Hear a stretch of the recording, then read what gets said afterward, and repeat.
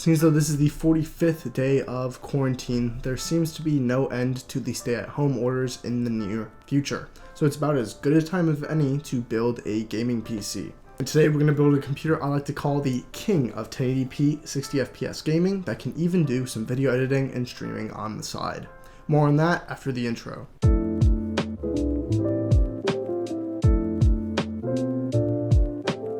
My brother asked me to design a gaming PC that can play super demanding titles like Overwatch and League of Legends. I was originally going to build a PC much cheaper than this one. However, he told me he wanted some wiggle room in the future to play games like Doom, Watch Dogs, and upcoming Cyberpunk 2077. So we had to upgrade a little bit.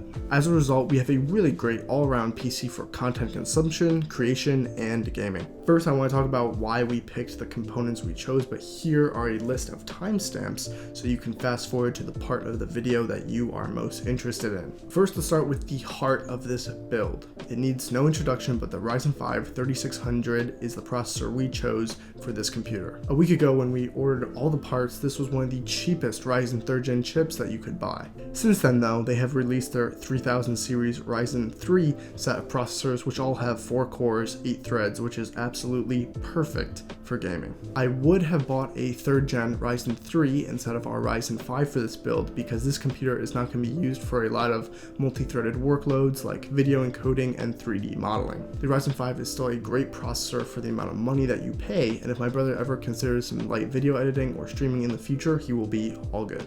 The Zen 2 architecture that comes with the 3000 series of Ryzen chips is a welcome upgrade over the Zen Plus architecture in the last generation that yields higher boost clocks and higher instructions per cycle, which means this computer can calculate more in the same amount of cycles than the Ryzen 5 2600. This processor has 6 cores, which means 12 threads, that runs base clock 3.6 GHz but boosts all the way to 4.2 out of the box.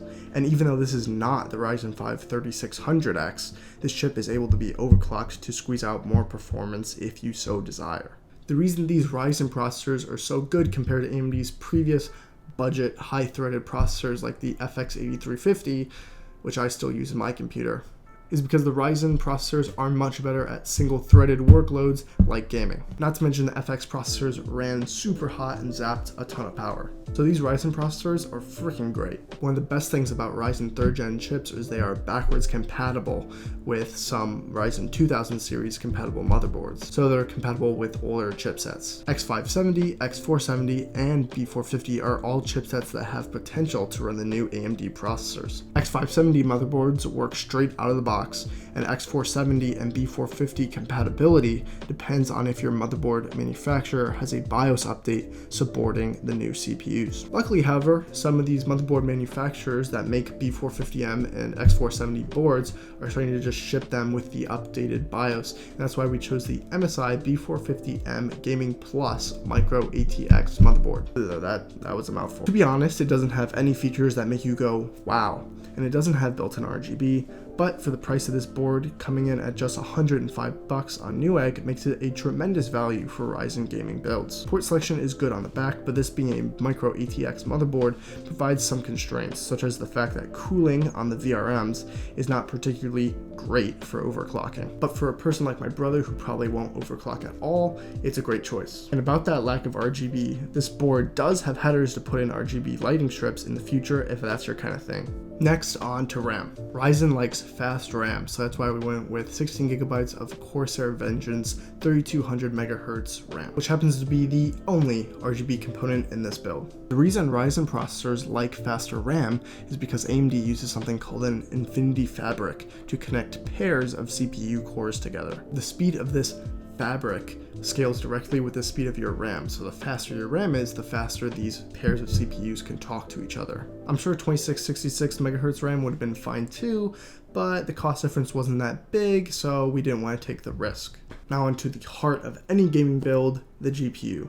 and it's especially the heart of this build because the Ryzen 5 3600 does not have onboard graphics, so we need one if we want to do anything. We chose the MSI GeForce GTX 1660 Super because it is a good budget option for anyone who doesn't really care about RTX. RTX does have some cool functions beyond just real-time ray tracing in Minecraft, but for an extra $100 it didn't really make sense for this build and what it was going to be used for. Though cost-cutting measures like lack of RGB lighting or even a light-up GeForce logo on the side, this card costs only $240 on Newegg. Definitely overkill for League of Legends or Overwatch, but provides good performance for AAA titles at 1080p 60 FPS on high settings. Although I'm going to save the benchmarks for later. Now, here's probably the less glamorous bits, so I'm just going to rapid fire them off. For the power supply, we chose the Corsair CX650, a power supply brand that has been loved by the PC building community for years for both their low cost,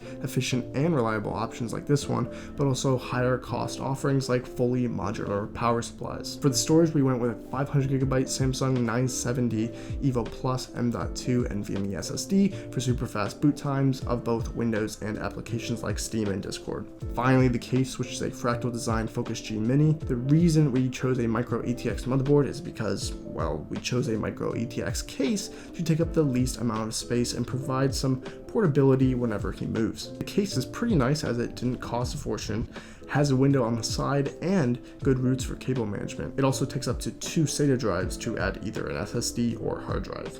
Speaking of which, we did not throw in a hard drive because of the small amount of titles that were going to be played, but you could definitely pick up a cheap desktop hard drive for just $50. Alright, so this PC is pretty freaking awesome across the board. Starting with some real-world gaming benchmarks, I like to call this PC the king of 1080p because it can really run any game at 1080p 60 FPS at high or ultra settings with no sweat. I'm sure for more demanding titles like the upcoming Cyberpunk 2077, you might have to turn down some settings a bit, seeing as though the recommended specs are a GTX 1070. But there's no doubt in my mind this will be able to run the game with some good looking graphic settings, if the game is optimized well.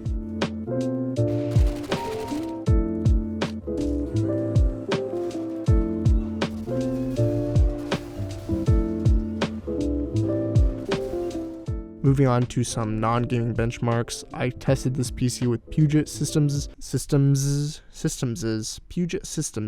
Premiere Pro benchmark, where it scored well, which tells me this can handle 4K timelines and 1080p multicam timelines quite well for someone who edits a lot. The GPU obviously helps out with GPU accelerated effects like Lumetri Color, and the CPU is a strong performer when it comes to exporting H.264 video. We also tested the Blender benchmark, which renders many different 3D modeled scenes, which uses a lot of reflections, ambient occlusion, and water effects. Here are the CPU results, which beats the Intel equivalent, the i5-9600, in the median render time it takes to render all the scenes. The GTX 1660 Super computes these scenes faster though, and holds its own when compared to its more expensive relative, the RTX 2060.